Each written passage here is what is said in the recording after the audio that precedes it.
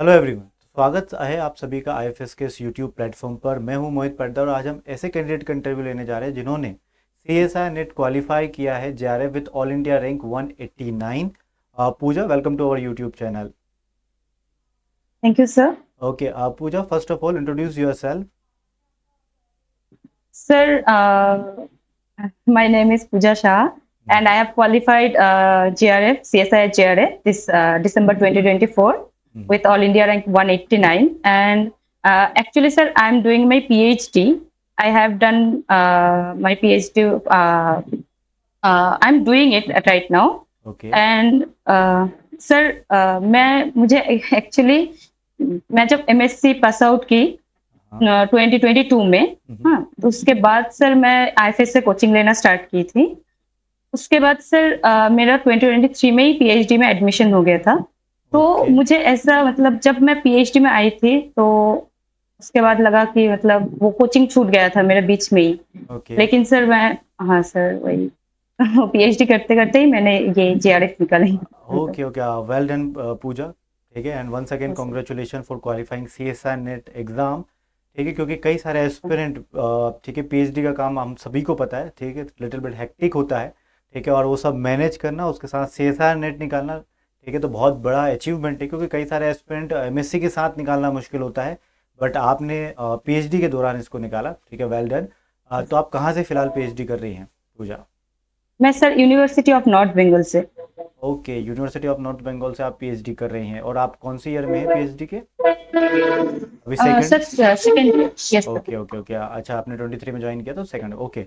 आप पूजा, मुझे बताइए कि अभी फ़िलहाल कैसा काम चल रहा है आपका पीएचडी में, और किस टॉपिक पे आप फ़िलहाल हैं, क्योंकि आपको एक साल पूरा हो गया है, कोर्स वर्क हो चुका है होगा, तो टॉपिक आपने सेलेक्ट कर लिया होगा डेफिनेटली। सर हाँ हाँ सर।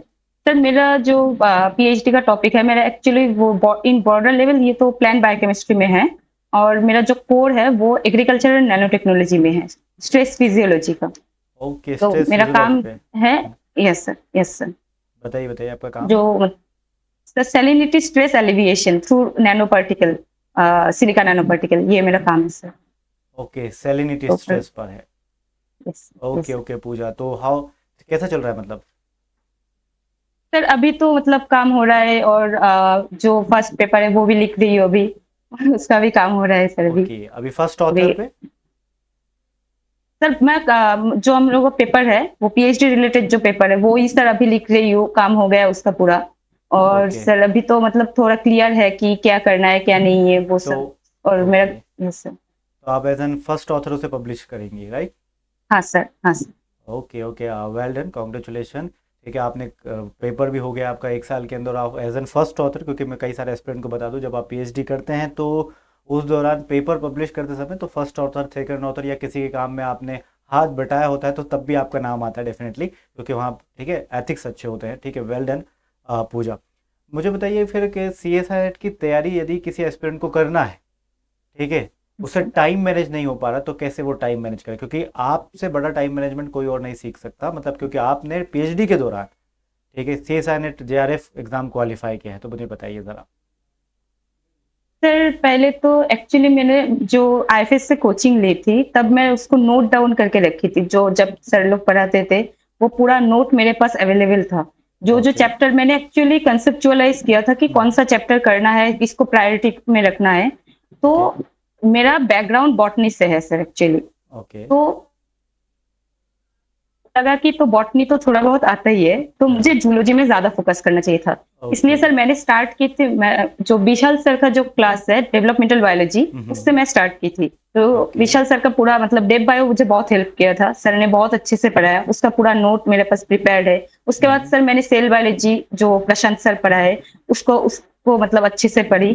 तो जो मेरा बॉटनी एक्चुअली तो मास्टर्स है तो थोड़ा बहुत स्ट्रांग तो था ही। तो जूलॉजी को स्ट्रॉन्ग करने के लिए मैंने वो पहले कोचिंग वगैरह लेके वो स्ट्रॉन्ग कर लिया था। उसके बाद सर जब पीएचडी में एंटर की तो उसके बाद मतलब सर मुझे पढ़ाई में तो स्टार्टिंग में तो मैनेज करने में बहुत प्रॉब्लम हो रहा था, क्योंकि लैब से आने के बाद थोड़ा प्रॉब्लम होता है फिर से पढ़ने के लिए, बैठने के लिए बहुत ज्यादा मोटिवेशन चाहिए होता है।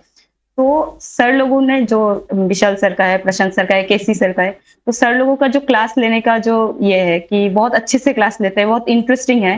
तो सर मैं उन लोगों को ही फॉलो करती थी पूरा, तो ओके उनसे ही मैं पढ़ी थी टोटली। तो उसके बाद पर मतलब लैब से आने के बाद ही मैं पढ़ती थी। उसके बाद सर थोड़ा-थोड़ा मतलब करके मुझे फिर भी 2 साल लग गया सर, क्योंकि मतलब इट मैनेज टेक्स करना टाइम। थोड़ा प्रॉब्लम होता है। ओके ओके, हाँ, क्योंकि काम करते करते थोड़ा सा प्रॉब्लमेटिक रहता है। तो मुझे बता सकती है कि आप ऑन आर्ली बेसिस आप कितने घंटे पढ़ती थी, मतलब ऑन एन एवरेज? ठीक है, जैसे कि किसी दिन आपने ज़्यादा पढ़ लिया, किसी दिन कम पढ़ लिया, बट एक एवरेज हम बात करें तो कितना घंटे आप दिन पर डे के अकॉर्डिंगली पढ़ती थी? सर कभी-कभी होता था कि अगर लैब में ज़्यादा मतलब ये नहीं है, ऑन एन एवरेज तो सर कम से कम तो 3-4 घंटा तो पढ़ना पड़ता है। इवन मतलब क्लासेस ऐसे अकॉर्डिंग टू क्लासेस अगर मैं बोलूँ तो एटलीस्ट मुझे 2 क्लासेस तो करना ही पड़ता था, ऐसे। ओके तो ओके 2-3 क्लासेस मैं करती थी ऑन एवरेज। जी, okay okay Pooja, nice to hear that, क्योंकि ये मेहनत करनी ही पड़ती है, क्योंकि कहीं ना कहीं आपने और आज क्वालिफाई भी किया डेफिनेटली। ठीक है, आप पूजा मुझे बताइए कि ठीक है, कोई एक एस्पिरेंट है, उसको क्वालिफाई करने के लिए आपकी तरफ से कोई टिप्स और कुछ सुझाव आपके एंड से आप देना चाहें कि आपने जो गलतियां की होगी, ठीक है, वो शायद कोई एक एस्पिरेंट सेम कर रहा होगा, तो शायद आपकी बातों से उसको सीखने को मिले। कोई ऐसी मिस्टेक कि आप सर जिससे आपने डील किया हो, आप प्लीज़ हाँ। वो बताइए।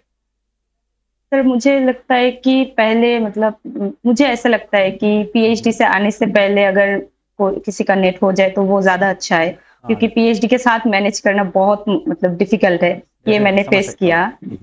और सर जो है कि मतलब कॉन्स्टेंटली पढ़ना चाहिए, पढ़ना पड़ेगा।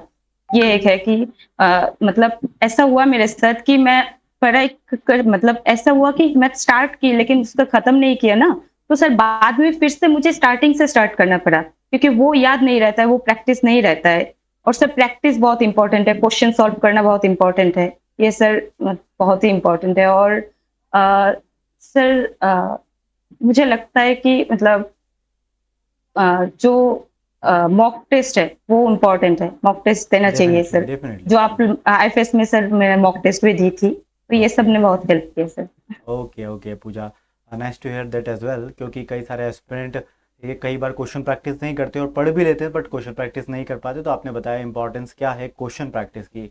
और डेफिनेटली पूजा, ठीक है, तो thank you for this interview, क्योंकि आपकी बातों से कई सारे एस्पिरेंट जो हैं हमारे, डेफिनेटली उनको फ़ायदा भी मिलेगा।